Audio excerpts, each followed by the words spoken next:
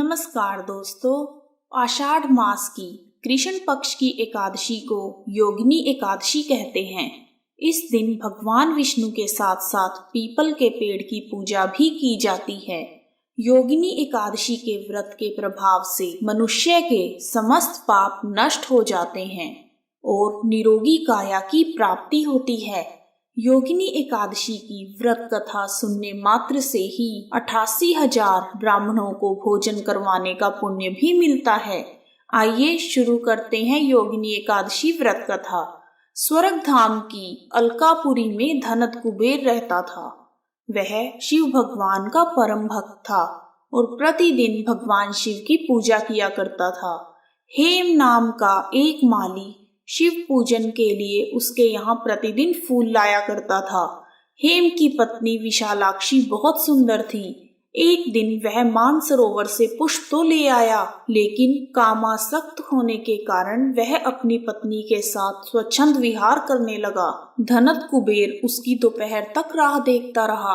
अंत में कुबेर ने सेवकों को आज्ञा दी कि तुम लोग जाकर माली के न आने का कारण पता करो। सेवकों ने कहा, महाराज, वह पापी अतिकामी है, अपनी स्त्री के साथ हास्य विनोद कर रहा होगा। यह सुनकर कुबेर ने क्रोधित होकर उसे बुलाया। हेम माली कुबेर के भय से कांपता हुआ वहां पहुंच गया।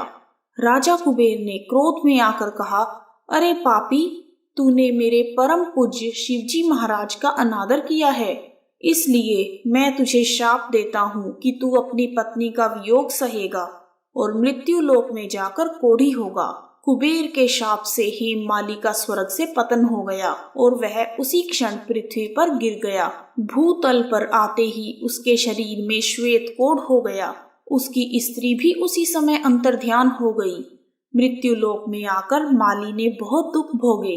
भयानक जंगल में जाकर बिना अन्न और जल के भटकता रहा।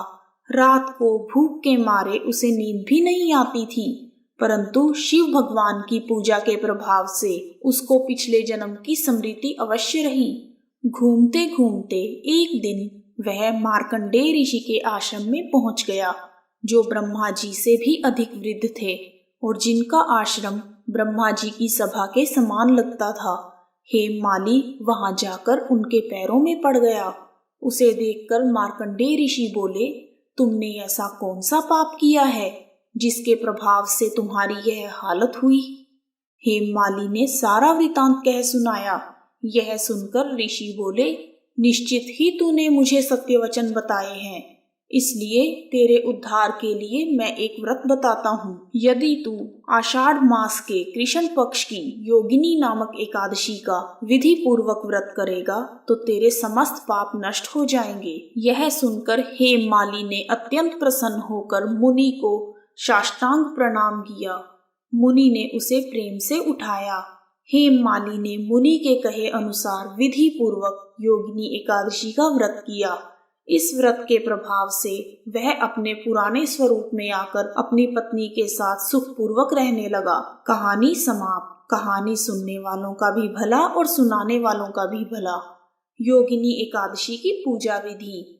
योगिनी एकादशी के दिन व्रत रखने का विशेष महत्व है। इस दिन सूर्योदय से पहले उठकर स्नान आदि से निवृत्त होकर भगवान विष्णु की पूजा आराधना करनी चाहिए और पूजा करते समय भगवान विष्णु के मंत्रों का जाप करना चाहिए और प्रसाद के रूप में पंचामृत बनाना चाहिए। विष्णु भगवान को पंचामृत का भोग लगाते हुए पुष्प, धूप और दीप से आरती करनी चाहिए।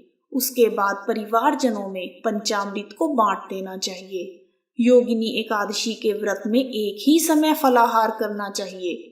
एकादशी के दिन पूर्ण रूप से ब्रह्मचर्य का पालन करते हुए अपना समय व्यतीत करना चाहिए। द्वादशी के दिन सुबह ब्राह्मणों को दान देने के पश्चात ही भोजन करना चाहिए। तो भक्तजनों, यह थी योगिनी एकादशी की पूजा विधि। जय विष्णु भगवान।